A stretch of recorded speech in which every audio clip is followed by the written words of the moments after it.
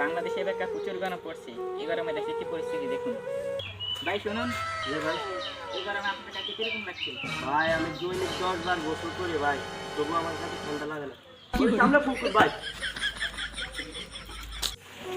ও প্রচুর গরম লাগতেছে, যে এই গরম কি ভালো লাগে না। এই বেটা তো মনে মরে গেছে না, গরমে বেটা অগ্নি হয়ে গেছে।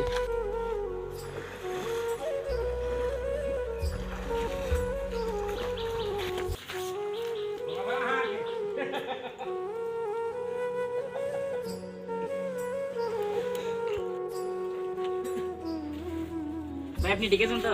ভাই ঠিক আছে। ভাই একটু পানি খান।